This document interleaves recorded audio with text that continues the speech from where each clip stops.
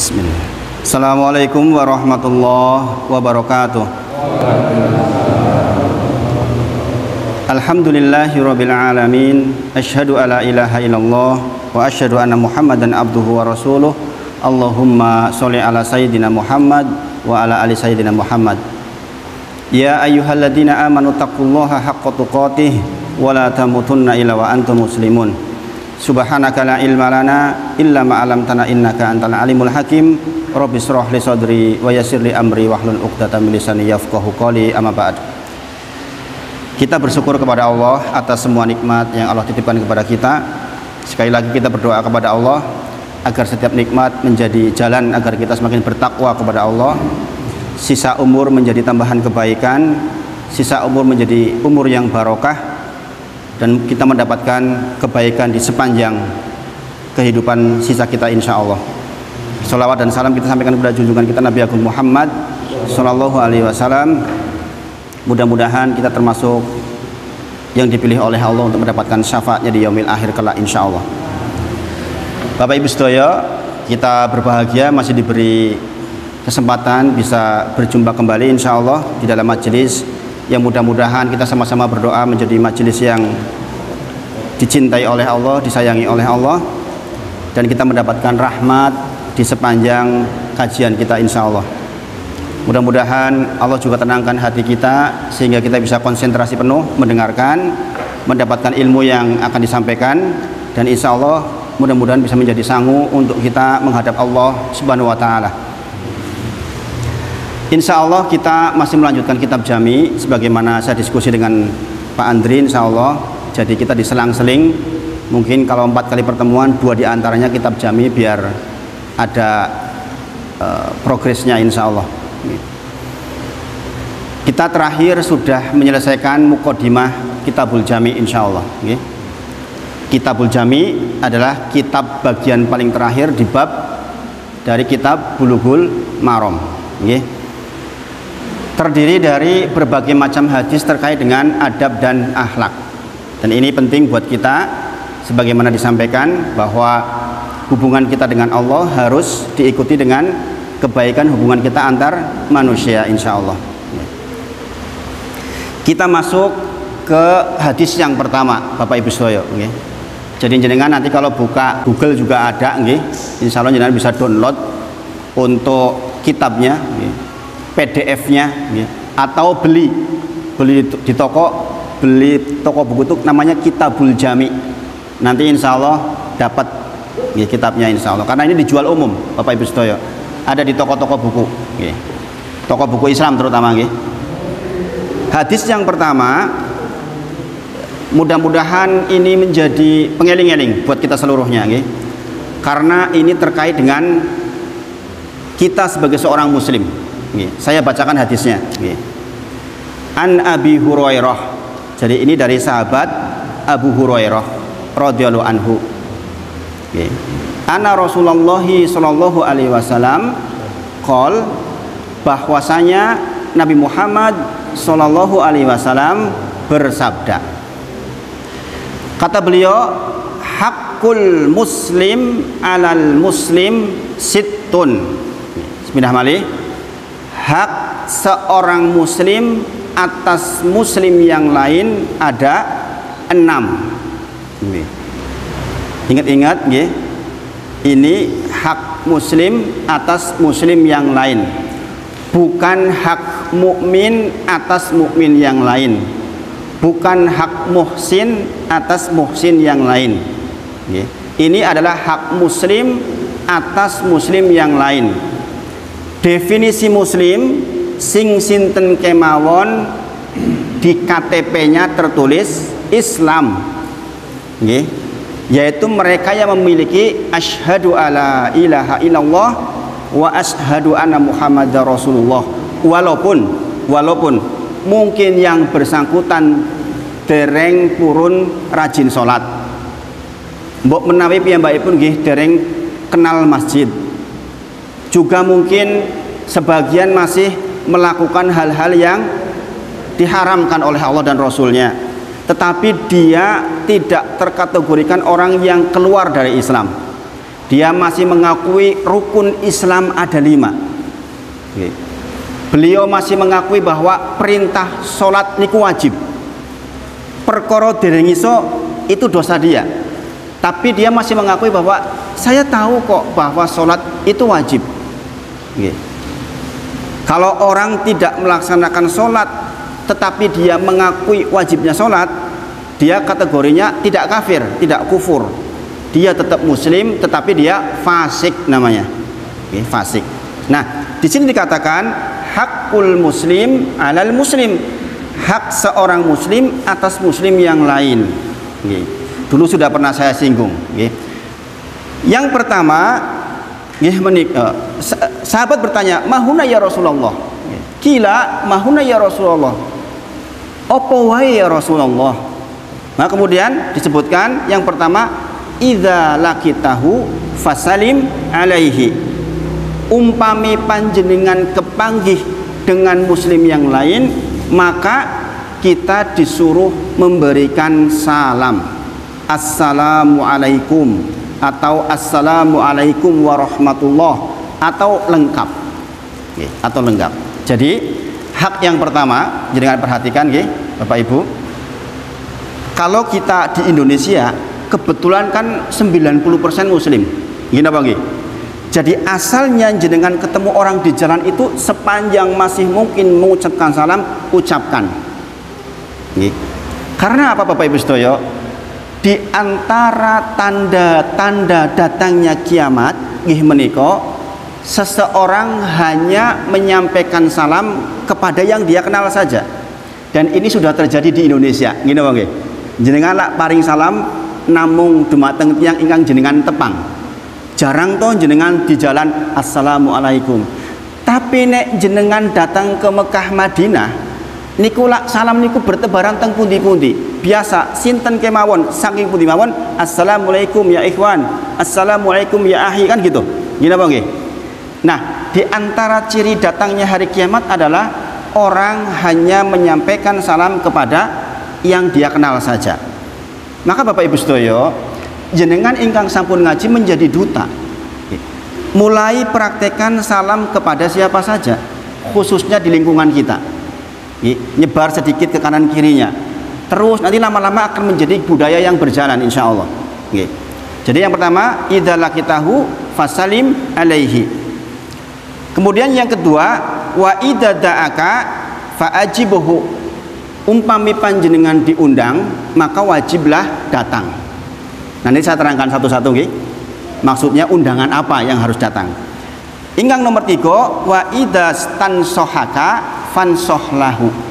Umpami wonten tiang muslim yang lain nyuwun nasihat kepada panjenengan, Bapak Ibu sedaya, maka wajiblah panjenengan memberikan nasihat. Nanti saya terangkan maksudnya nggih. Kenapa kita wajib memberikan nasihat. Kemudian yang keempat, wa idza atasafa hamidallah. Umpami jenengan kok kepanggih tiang wahing, kemudian dia mengucapkan alhamdulillah, maka fasammithu, maka doakan dengan yarhamukallah. Itu hak yang keempat. Hak nomor gangsal, wa idza marid fa'udhu. Jikalau ada kaum muslimin lain yang sakit, maka wajiblah buat kita untuk wajib kifayah untuk menengoknya, menjenguknya. Kemudian yang terakhir yang nomor 6, wa idza mata, inilah hebatnya Islam dihargai, sampai pun meninggal dihargai. Wa idza mata, maka fattabi'u, maka iringilah jenazahnya sampai ke kuburan. Nah, dulu sudah pernah saya singgung, sekarang saya terangkan satu persatu. Ingkang sepindah nggih menika hak muslim atas muslim yang lain. Hak Bapak Ibu sedaya, kalau jenengan ambil definisi, maka asalnya hak berarti wajib. Gini apa nggih? Asalnya hak wajib ditunaikan. Tetapi di dalam hadis ini diterangkan oleh para ulama, tidak semua hak yang 6 ini wajib. Seperti salam kan tidak wajib sebenarnya, sampai derajat sunnah. Tetapi sunnah yang mustahab, sunnah yang ditekan. Kemudian Rasulullah menyebutkan situn 6. Ini bukan pembatasan Bapak Ibu sedaya. Hak-hak yang lain lebih dari 6 tentu saja iya. Tetapi yang bersinggungan di keseharian yang Rasulullah tekankan ini 6 ini. Ini 6 ini. Jadi tidak kemudian mau 6 tok, bukan. Tinggal sepeda. Wa idza lakitahu fasalim alaihi. Umpami panjenengan kepanggih kalit yang sanes yang muslim, asalnya di Indonesia muslim, maka kita tebarkan salam saja di Indonesia. Karena Indonesia negeri muslim. Kadang-kadang kita mungkin mikir, kayak muslim apa dudu ya? Anggap muslim. Karena apa? Negeri ini negeri yang penduduknya sebagian besar muslim. Dan Bapak Ibu Sedoyo, ini bukan persoalan sepele. Persoalan salam niki persoalan yang agung. Saya terangkan beberapa dalil betapa agungnya persoalan salam niki, yang hari-hari ini mulai sudah berkurang prakteknya. Saya dan keluarga termasuk yang praktek. Kalau jenengan datang ke tempat saya tinggal, anak-anak kecil masjid itu kalau saya pulang sudah mau sampai ke rumah pun dari motor, assalamualaikum Ustadz, gitu, dari jarak jauh. Abdullah dengan teman-temannya, assalamualaikum ya Abdullah, begitu. Maka mudah-mudahan di sini pun bisa dipraktekkan. Rasulullah bersabda, la tadkhulul jannata hatta tu'minu. Tidak akan masuk surga sampai orang beriman. Wala tu'minu hatta tuhabbu. Tidak akan beriman seseorang kecuali dia saling mencintai. Kemudian Rasulullah menyampaikan, awala adulukum ala syai'in, maukah ku beritahukan kepada kalian wahai sahabat tentang sesuatu, idza fa'altumuhu tahabbtum, jikalau panjenengan lakukan maka jenengan akan saling mencintai. Maka kemudian Rasul menyebutkan afsus salam bainakum, tebarkan salam di antara panjenengan. Jadi mungkin kalau jenengan melihat sebuah lingkungan, kok rasa-rasanya ada hubungan yang tidak baik di antara anggota lingkungan itu, yakin kurang banyak salam di lingkungan itu. Karena apa? Ini Rasulullah yang sampaikan. Awala adulukum ala syai'in, maukah ku beritahukan kepada panjenengan semua tentang sesuatu yang jika jenengan lakukan akan saling cinta hati panjenengan dibuat oleh Allah. Afsus salam bainakum, tebarkan salam di antara panjenengan. Bukankah Bapak Ibu Sedoyo, kita akan sangat berbahagia hati jikalau kita hidup di tengah-tengah masyarakat tentrem, gini bang? Itu yang kita ingin, gini bang? Jangan sampai kalau bisa ada pergesekan, walaupun pergesekan hati, ketidakcocokan antar masyarakat. Kalau kita sering kasih salam seperti ini, Allah tuh akan lembutkan. Masya Allah. Jadi persoalan salam ini juga bukan persoalan yang sepele. Ini persoalan yang agung yang hari-hari ini kaum muslimin sudah mulai meninggalkan. Maka betul Rasulullah bersabda, di antaranya adalah bada al-islamu ghoriban. Fasaya udukama bada'a ghoriban. Islam itu dulu kali muncul pertama dianggap aneh. Nanti suatu masa Islam akan dianggap aneh lagi. Fatuba lil ghuraba. Kata Rasulullah, sungguh beruntung orang yang pada saat itu dikondoni dadi wong aneh. Contohnya itu salam. Jenengan mungkin besok ke pasar, assalamualaikum, assalamualaikum, ke pedagang, assalamualaikum. Jenengan nganter wali, anak-anak ke sekolahan ketemu antar wali, assalamualaikum, assalamualaikum. Mungkin sebagian mengatakan aneh, mungkin karena belum menjadi budaya lagi. Maka sekali lagi demikianlah Islam. Awal muncul aneh, akan datang suatu masa dianggap aneh lagi. Sungguh beruntung orang yang dianggap aneh waktu itu, kata Rasulullah. Biasanya orang-orang yang aneh, orang yang belajar, orang yang mengerti, insya Allah. Dalil yang pertama. Dalil yang kedua, Abdullah bin Amr mengisahkan suatu ketika seseorang bertanya kepada Rasulullah perihal amalan terbaik dalam Islam.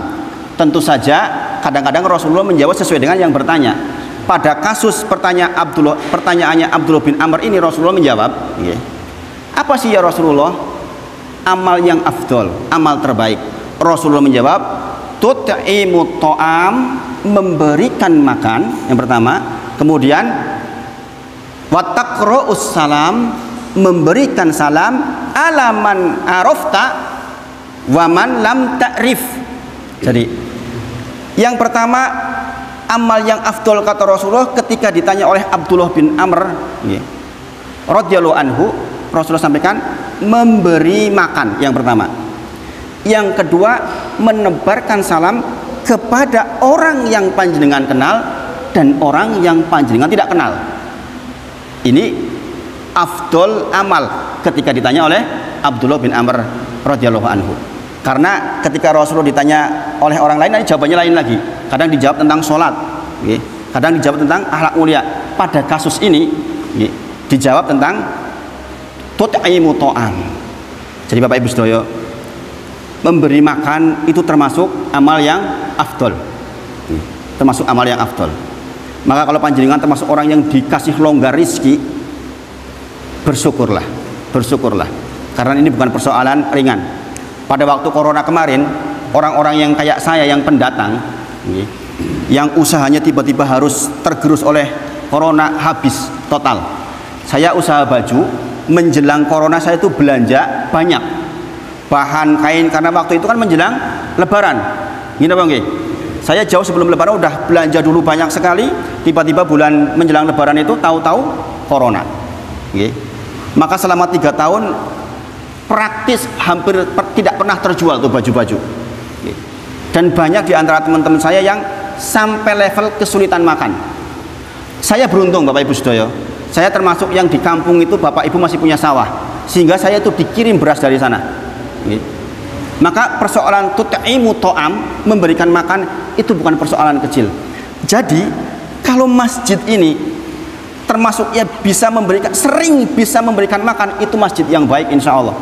Karena ini termasuk afdol amal.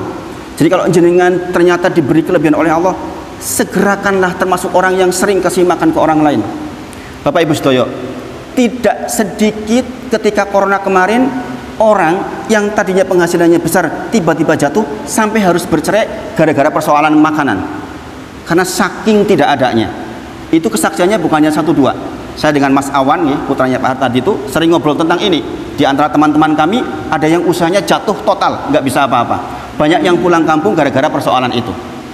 Maka sekali lagi, kalau jenengan termasuk orang yang diberi kelonggaran rizki, tut'imu ta'am, kasih makan orang lain, itu jenengan akan merasakan hebatnya manfaat dari ibadah panjenengan itu, insya Allah. Kemudian yang berikutnya adalah taqra'us salam, yaitu menebarkan salam kepada yang jenengan kenal dan tidak kenal. Jadi sepindah malih, persoalan salam itu bukan persoalan ringan.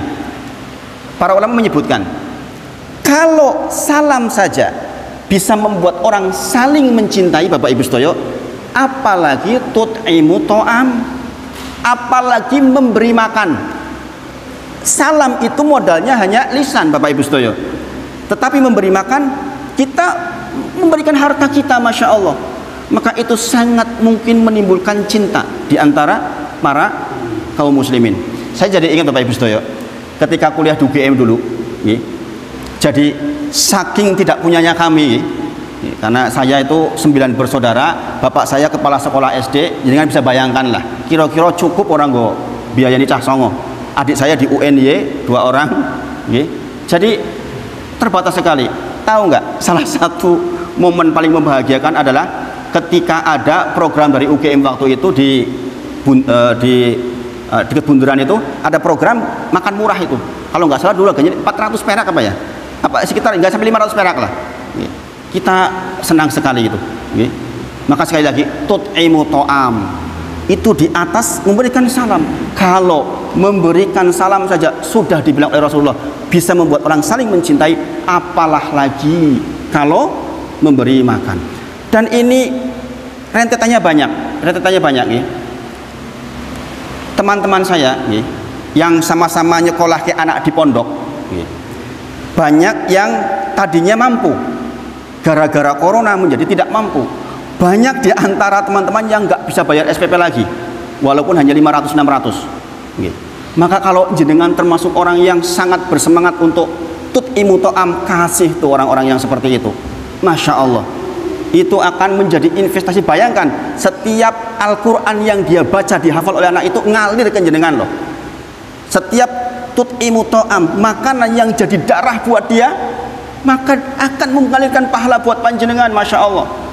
Dan saya tahu persis bagaimana perjuangan anak-anak menghafal Quran, karena saya setiap minggu melihat mereka.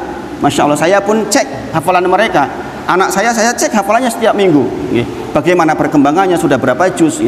Masya Allah. Dan tidak sedikit yang gara-gara kemarin corona menjadi sangat kesulitan, nggak bisa bayar SPP. Tidak sedikit itu.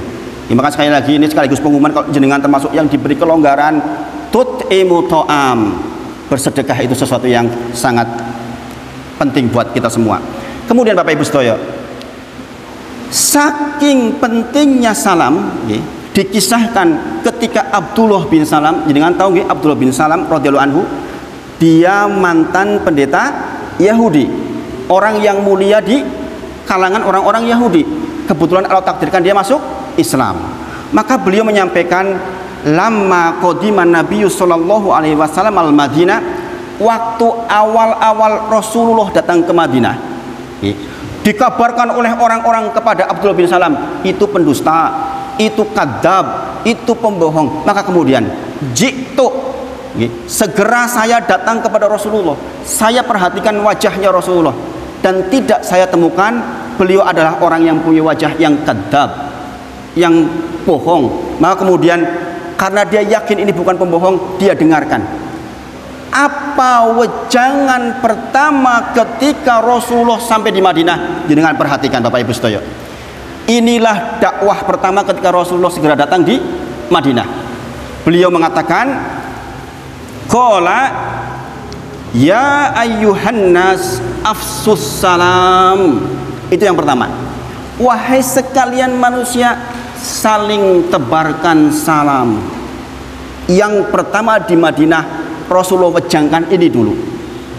Kemudian yang kedua, wa ata'imut ta'am, sekali lagi beri makan, sedekahlah, beri makan. Persoalan makan ini bukan persoalan ringan. Makanya masjid-masjid yang murah makanan insya Allah rame. Saya kebetulan punya beberapa kajian yang Masya Allah, donatur untuk masalah makanannya itu luar biasa. Khususnya kajian subuh itu makan besar biasanya pagi-pagi itu. Dan itu biasanya ada donatur yang saya hari ini, saya yang berikutnya, saya yang berikutnya, begitu itu. Masya Allah. Karena apa? Bayangkan Rasulullah pertama sampaikan apa? Afsus salam, kemudian wa'at'imut ta'am, berikan makan. Baru kemudian wasilur arham, sambunglah tali silaturahmi. Sudah saya singgung ketika Idul Fitri, tentang manfaat silaturahmi. Apa definisi silaturahmi? Kepada siapa kita pertama mensilaturahmi, siapa kerabat kita, sudah saya terangkan waktu itu, mudah-mudahan masih diingat. Kemudian yang keempat, wassolu bil laili wan nasu niyam, salat malam sementara orang sedang tidur. Jadi empat yang dipesankan Rasulullah. Yang pertama adalah apa? Afsus salam. Yang kedua, wa at'imut ta'am. Kemudian yang ketiga, menjalin silaturahmi. Kemudian yang keempat adalah sholat malam sementara orang lain sedang tidur. Kata Rasulullah, dikatakan tadkhulul jannata bisalam, engkau akan mudah masuk surga dengan berbekal empat ini. Dan ini betul Bapak Ibu sedaya. Kita sholat Bapak Ibu sedaya ke masjid rapih, sholat sunnah kita rapih, rawatib kita rapih, tahajud kita rapih, tetap Rasulullah hubungan dengan bagaimana sebagian harta kita ke orang lain. Maka dikatakan dulu di awal, tidak akan berkumpul as-suh wal iman fi qalbi abdin abadan. Tidak mungkin berkumpul dalam hati seorang hamba bareng-bareng antara pelit dan iman, nggak mungkin. Fi qalbi abdin abadan, kata Rasulullah. Jadi kalau kita masih ada perasaan pelit Bapak Ibu sedaya, dipastikan keimanan kita bermasalah. Dan ini diulang-ulang oleh Rasulullah, Masya Allah. Maka saya berharap betul, mudah-mudahan dengan ngaji seperti ini dengan dilembutkan, dibanyakan rizkinya sehingga bisa praktek yang sedemikian, insya Allah. Insya Allah. Kemudian Bapak Ibu sedaya, salam secara asal bisa mengubah sifat lawan bicara kita.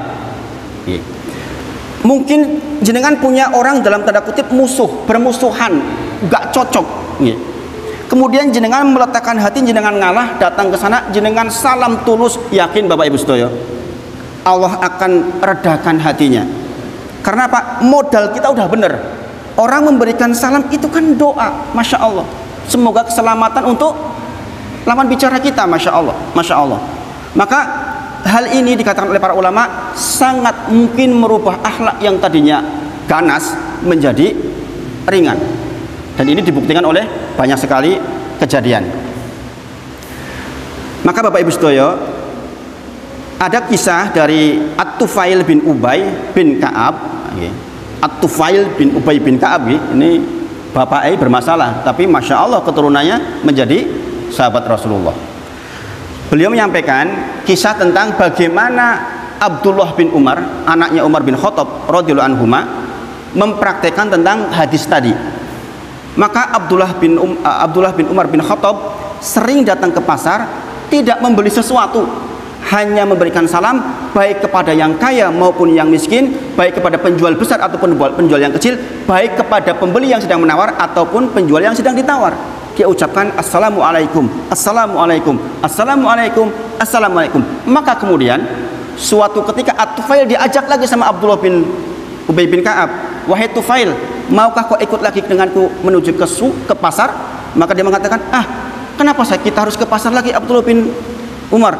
Bukankah kita lebih baik duduk di sini ngobrol-ngobrol? Maka dikatakan sesungguhnya Rasulullah menyampaikan bahwa kita disuruh afsus salam, kita disuruh untuk mempraktikkan salam. Bapak Ibu sedaya, seandainya Bapak Ibu sedaya, apa yang diperhatikan oleh Abdullah bin Umar kita praktikkan zaman sekarang, kinten-kinten dianggap aneh, bukan? Dianggap aneh Bapak Ibu sedaya. Itulah mengapa tadi saya katakan bada al islamu ghariban. Demikianlah Islam akan dianggap aneh lagi karena sebagian dari ajaran Islam sudah ditinggalkan. Maka kita berharap kepada Allah, mudah-mudahan kita termasuk yang orang-orang yang bisa mempraktekkan hal-hal yang sedemikian. Yang berikutnya, wa idza da'aka fa'ajibhu. Jikalau panjenengan diundang, maka wajiblah buat panjenengan untuk datang. Itu hak muslim yang kedua.